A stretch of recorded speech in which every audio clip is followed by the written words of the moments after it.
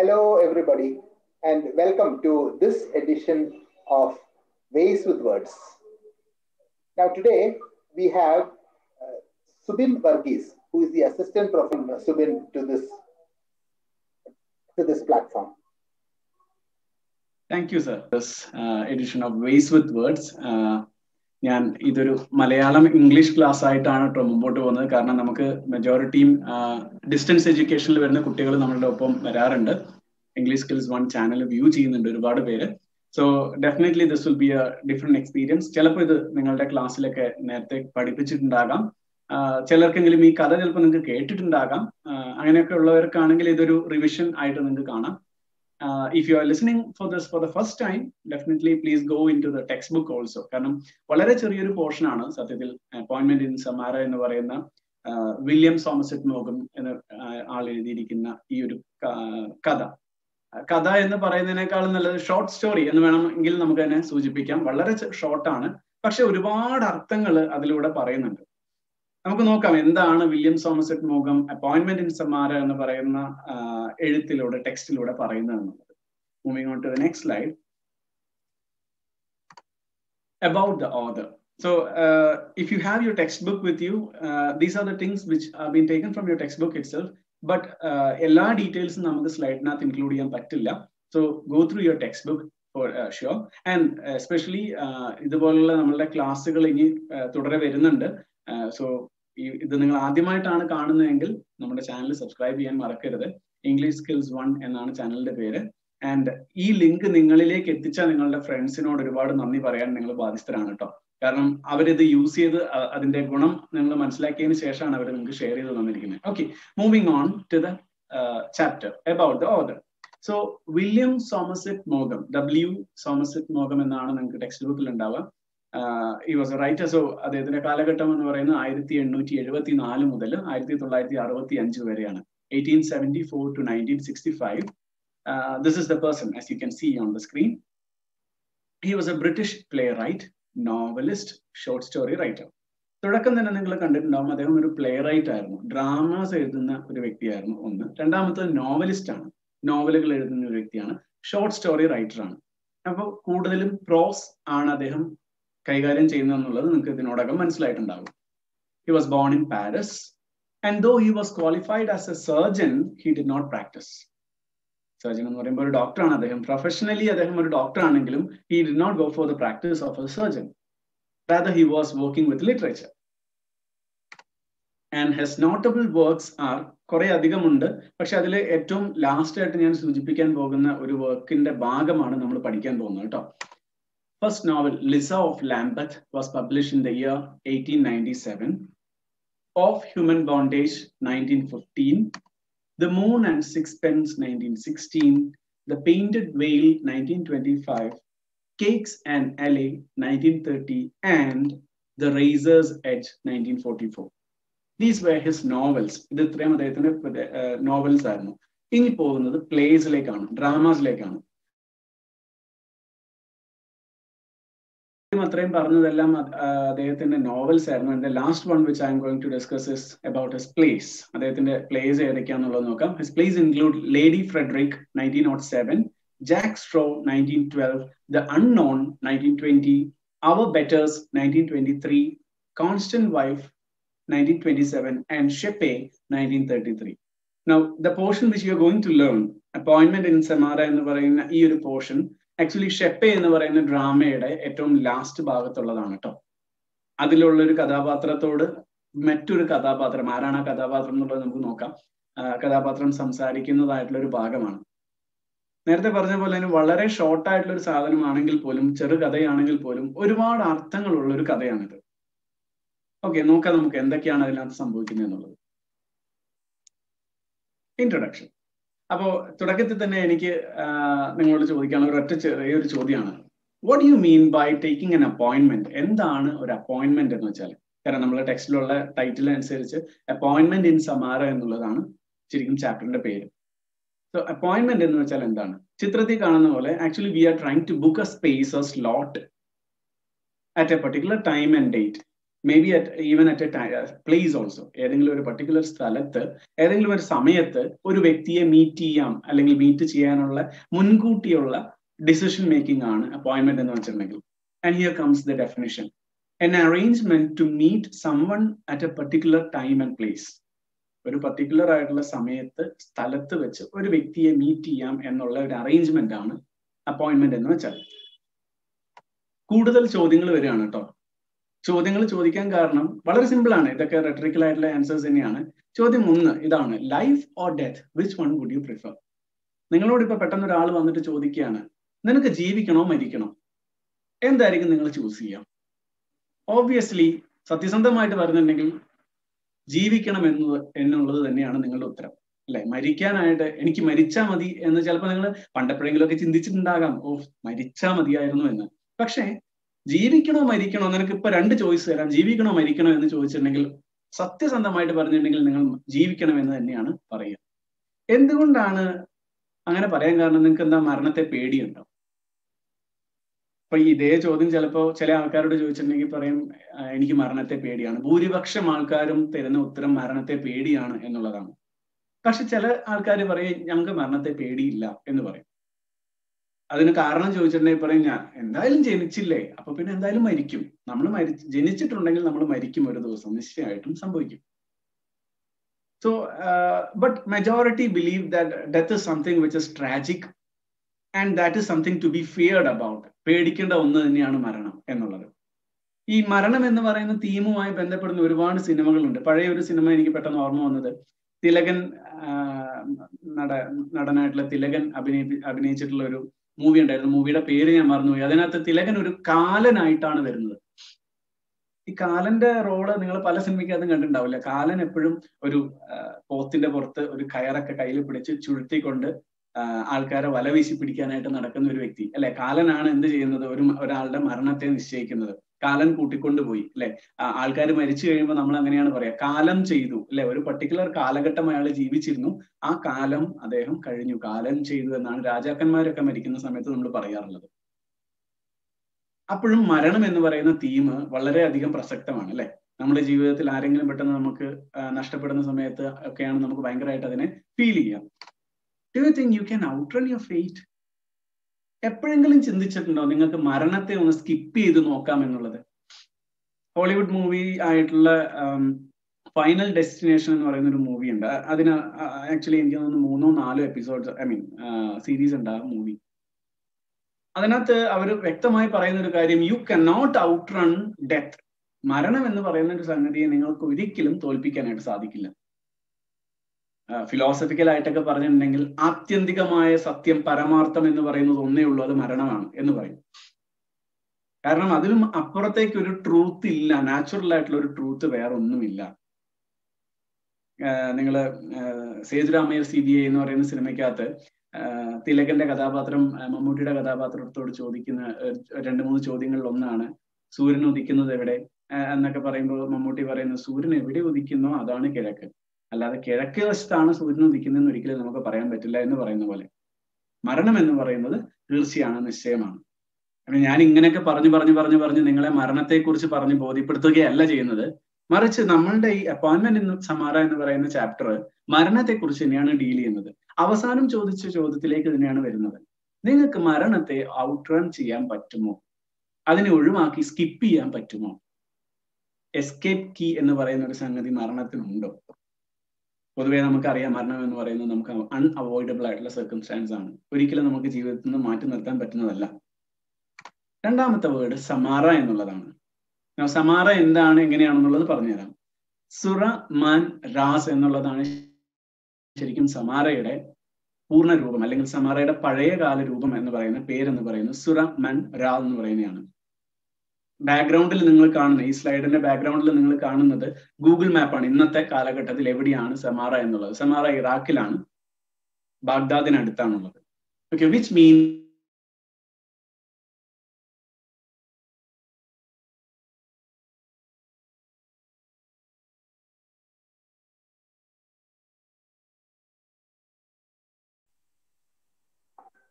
രണ്ടാമത്തെ വേർഡ് സമാറ എന്നുള്ളതായിരുന്നു. Appointment in സമാറ എന്നുള്ളതാണ് നമ്മുടെ ചാപ്റ്റർ. അതിൽ രണ്ടാമത്തെ വേർഡ് സമാറ എന്നുള്ളതാണ്. എന്താണ് സമാറ? എവിടെയാണ് സമാറ? സമാറ ഇസ് ആക്ച്വലി ന്യൂ ടേം. പഴയകാല അതിന്റെ പഴയകാല പേര് എന്ന് പറയുന്നത് സുറ മൻ രാസ് എന്നുള്ളതായിരുന്നു.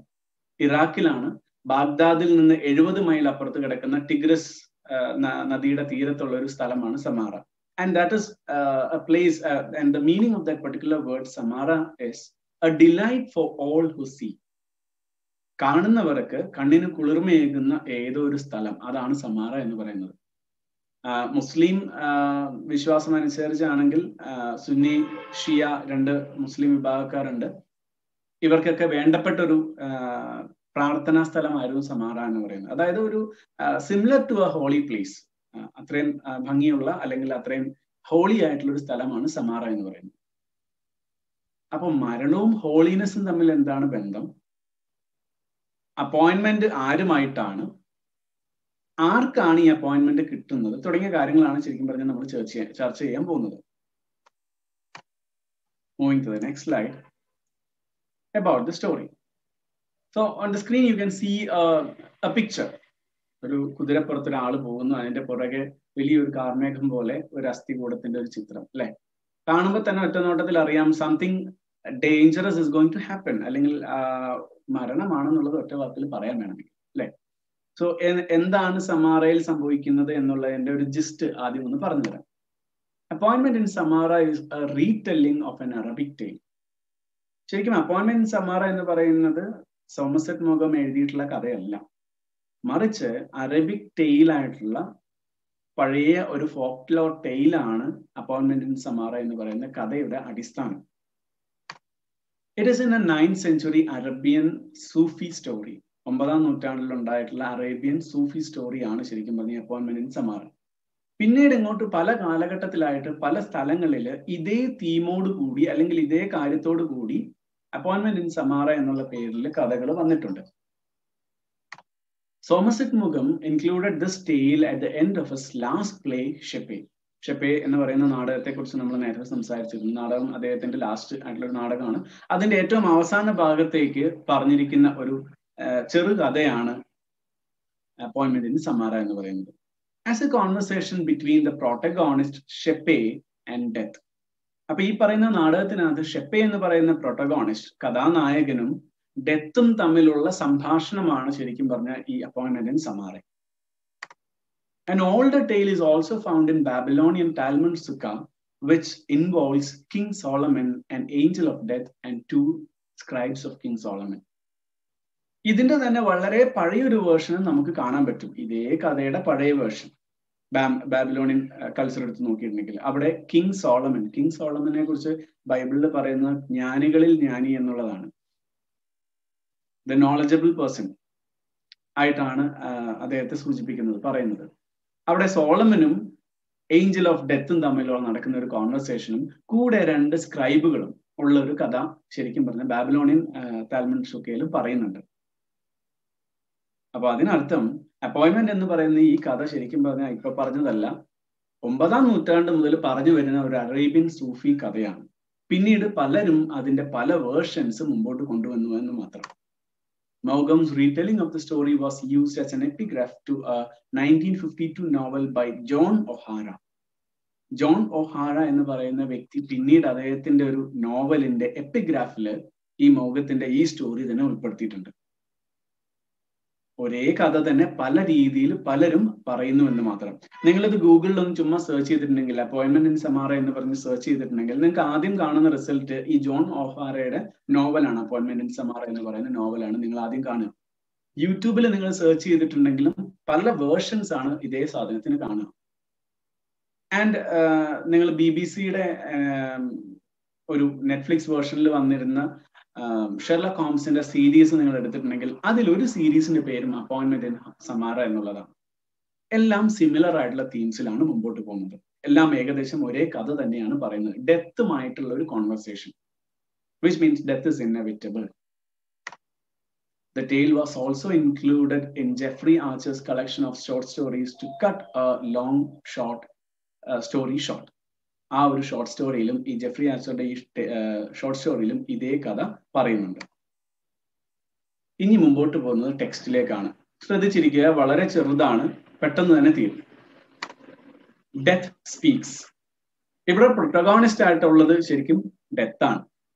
കഥ സംസാരിക്കുന്നയാൾ അല്ലെങ്കിൽ നിങ്ങളെ കഥയിൽ ലീഡ് ചെയ്യുന്നയാൾ ഡെത്ത് ആണ്.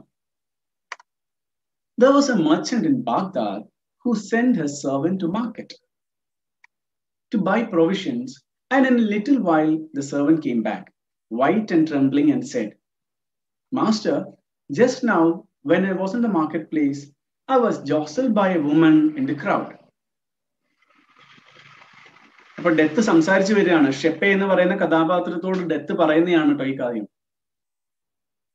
ഡെത്ത് പറയാണ്, ഒരു കാലഘട്ടത്തിൽ ഒരു മെർച്ചന്റ് ഉണ്ടായിരുന്നു ബാഗ്ദാദില്. അദ്ദേഹത്തിന്റെ സെർവന്റിനെ മാർക്കറ്റ് പ്ലേസിലേക്ക് വിട്ടു, പ്രൊവിഷൻസ് വാങ്ങിക്കാൻ. എന്താണ് പ്രൊവിഷൻസ്? ഫുഡ് ഐറ്റംസ് വാങ്ങിക്കാനായിട്ട്, വീട്ടിലേക്ക് അത്യാവശ്യമുള്ള സാഹചര്യങ്ങൾ വാങ്ങിക്കാൻ വേണ്ടിയിട്ട് പറഞ്ഞു വിട്ടിരുന്നു. പക്ഷെ പോയ ഉടനെ, കുറച്ച് കഴിഞ്ഞ ഉടനെ എന്ത് ചെയ്തു? ഈ സെർവന്റ് തിരിച്ച് ഓടി പിടിച്ച് വീട്ടിലെത്തിയിട്ട് പറഞ്ഞു, മാസ്റ്റർ, ഞാൻ മാർക്കറ്റ് പ്ലേസിൽ വെച്ചിട്ട് ഒരു വുമണുമായിട്ട് കൂട്ടിയിടിച്ചു. ജോസൽ എന്ന് വെച്ചിട്ടുണ്ടെങ്കിൽ കൂട്ടിയിടിക്കുക, ബംപ് ചെയ്യുക. When you bump into someone you call it as jostle. Woman എന്നാണ് പറഞ്ഞിരിക്കുന്നത് കേട്ടോ. And when I turned I saw it was death that jostle me. ഇടിയെല്ലാം കഴിഞ്ഞ് ഞാൻ പെട്ടെന്ന് തിരിഞ്ഞു നോക്കിയപ്പോഴാണ് എനിക്ക് മനസ്സിലായത്, ഞാൻ കൂട്ടിയിടിച്ച വ്യക്തി ഡെത്ത് ആയിരുന്നു. ഓർക്കണം, ഇത് ഡെത്ത് പറഞ്ഞു കൊടുക്കുന്ന ഒരു കഥയാണ് ഷെപ്പയോട്. ബാഗ്ദാദിൽ ഇങ്ങനെ ഒരു സംഭവം ഉണ്ടായിരുന്നു എന്നുള്ളത്. ഇതുവരെ നിങ്ങൾ കണ്ടിട്ടുള്ള കഥകളിലെല്ലാം തന്നെ ഡെത്തിനെ മെയിൽ ഫിഗർ ആയിട്ടായിരിക്കും കണ്ടിട്ടുണ്ടാവുക, അല്ലെങ്കിൽ ഒരുപക്ഷെ മുഖം കാണിച്ചിട്ട് പോലും ഉണ്ടാവില്ല, അല്ലെ? നിങ്ങൾ നെറ്റിൽ എവിടെയെങ്കിലും ഒന്ന് സെർച്ച്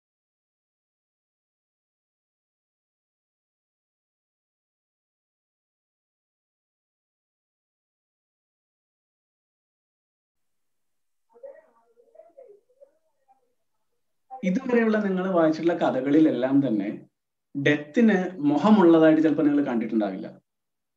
നിങ്ങൾ നെറ്റിലൊന്ന് സെർച്ച് ചെയ്തിട്ടുണ്ടെങ്കിൽ ഡെത്ത് എന്ന് പറയുന്നതിന് മുഖമുള്ളതായിട്ട് ചിലപ്പോൾ നിങ്ങൾ ശ്രദ്ധിച്ചിട്ടുണ്ടാവില്ല. അതുകൊണ്ടായിരിക്കും ചിലപ്പോൾ ഈ അപ്പോയിന്റ്മെന്റ് ഇൻ സമാറ എന്ന് പറയുന്ന ചെറുകഥയിൽ W. സോമർസെറ്റ് മോഗം ഡെത്തിനെ വുമൺ ആയിട്ടാണ് കാണിച്ചിരിക്കുന്നത്. ഇനി ഇവിടെയുള്ള സ്ത്രീപക്ഷവാദികൾ ആരും തന്നെ ക്രൂശിക്കാൻ വരരുത്. കഥാപാത്രത്തിനെ അങ്ങനെയാണ് കാണിച്ചിരിക്കുന്നത്, ഡെത്തിനെ വുമൺ ആയിട്ടാണ് കാണിച്ചിരിക്കുന്നത്. May be that person was terribly mistaken. ചിലപ്പോൾ ആ കൂട്ടിയിടിച്ച സെർവന്റ് തെറ്റിദ്ധരിച്ചതായിരിക്കാം വുമൺ ആണ് എന്നുള്ളത്. ഡെത്തിന് ഫേസ് ഇല്ലല്ലോ, നമ്മൾ ആരും കണ്ടിട്ടുമില്ല. ഓക്കെ, സോ ഡെത്തിനെയാണ് കൂട്ടിയിടിച്ചെന്നുള്ളത് മനസ്സിലായി. She looked at me with a threatening gesture.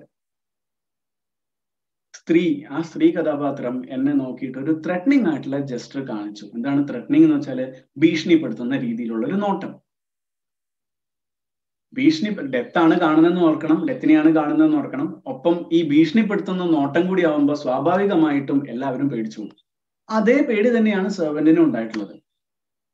അവരുടെ മുഖത്തുള്ള സൂക്ഷ്മതയോട് കൂടിയുള്ള നോട്ടം കണ്ടില്ലേ? ത്രെറ്റനിങ് ആയിട്ടുള്ള ഒരു jester. Now lend me a horse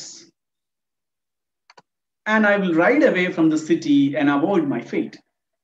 അപ്പൊ സെർവന്റ് എന്ന് മാസ്റ്റർ എടുത്ത് പറയാണ്, ഞാൻ ബാഗ്ദാദിൽ വെച്ചുള്ള മാർക്കറ്റ് പ്ലേസിൽ ഞാനൊരു സ്ത്രീയുമായി കൂട്ടിയിടിച്ചു. തിരിഞ്ഞു നോക്കിയപ്പോഴാണ് അത് ഡെത്ത് ആണെന്ന് മനസ്സിലായത്. നിങ്ങളുടെ കുതിരേനെ എനിക്കൊന്ന് കടമായിട്ട് തരണം. ഞാൻ ഇവിടുന്ന് വേഗം ഒന്ന് സ്ഥലം മാറി നിൽക്കട്ടെ. and I want to avoid my fate. എന്റെ വിധിയെ എനിക്കൊന്ന് മാറ്റി നിർത്തണം. ഇതിനി സംഭവിക്കാൻ പോകുന്നത് എന്താന്ന് നോക്കാം. I will go to Samara and there death will not find me. ഞാൻ ഇവിടുന്ന് പോകുന്നത് സമാറയിലേക്കാണ്, 70 മൈൽ ദൂരെയുള്ള സമാറയിലേക്ക്. ഞാനിപ്പോൾ ഉള്ളത് ബാഗ്ദാദിലാണ്. ഇവിടുന്ന് 70 മൈൽ ദൂരെയുള്ള സമാറയിലേക്കാണ് ഞാൻ പോകാൻ ആഗ്രഹിക്കുന്നത്. അത്രയും ദൂരത്താവുമ്പോൾ ഡെത്തിന് എന്നെ കണ്ടുപിടിക്കാൻ പറ്റില്ലല്ലോ. The merchant lent him his horse and the servant mounted it. And he dug his spurs in its flanks, and as fast as the horse could gallop, he went. പിന്നെ ഒട്ടും നോക്കിയില്ല. മെർച്ചന്റ് എന്ത് ചെയ്തു? അവന്റെ സെർവന്റിന് വേണ്ടിയിട്ടാണ്. അപ്പൊ എന്ത് ചെയ്തു? അവന്റെ ജീവൻ രക്ഷിക്കാൻ വേണ്ടിയിട്ടല്ലേ, കുതിരേനെ കൊടുത്തു. സെർവന്റ് എന്ത് ചെയ്യുന്നു? അപ്പൊ തന്നെ കുതിരപ്പുറത്ത് കയറുന്നു. ആ കുതിരനെ ഓടിക്കുന്ന സമയത്ത് കാലിലിരുന്ന ഷൂസിന്റെ അങ്ങേയറ്റത്തെ ഒരു മുള്ളു പോലുള്ള ഒരു ഭാഗം നിങ്ങൾ കണ്ടിട്ടുണ്ടാവും. കുതിരേനെ സ്പീഡ് കൂട്ടാൻ അല്ലെങ്കിൽ കൺട്രോൾ ചെയ്യാൻ വേണ്ടിയിട്ട് ഉപയോഗിക്കുന്ന സാധനം, സ്പേഴ്സ്. അപ്പൊ നിങ്ങൾക്ക് ചിത്രത്തിൽ കാണുന്ന പോലെ തന്നെ കുതിരയുടെ ദേഹത്ത് അതിങ്ങനെ തൊടുന്ന സമയത്ത് കുതിരയ്ക്ക് വേദനിക്കുമ്പോൾ എന്ത് ചെയ്യും? കുതിര സ്പീഡിൽ ഓടാൻ തുടങ്ങും. അപ്പൊ അത്രയും എത്രത്തോളം സ്പീഡിൽ പോകാൻ പറ്റുമോ അത്രത്തോളം സ്പീഡിൽ ഈ സെർവന്റ് അവിടുന്ന് നാട് വിടുകയാണ് ചെയ്യുന്നത്. Then the merchant went down to the marketplace and he saw me standing in the crowd and he came to me and said, പിന്നീട് എന്ത് ചെയ്തു? മെർച്ചന്റ് നേരെ മാർക്കറ്റ് പ്ലേസിൽ ഒന്ന് പോയി, ചെന്ന് നോക്കുമ്പോ എന്താണ്? എന്നെ കണ്ടു. ആരെ കണ്ടു? ഡെത്തിനെ കണ്ടു.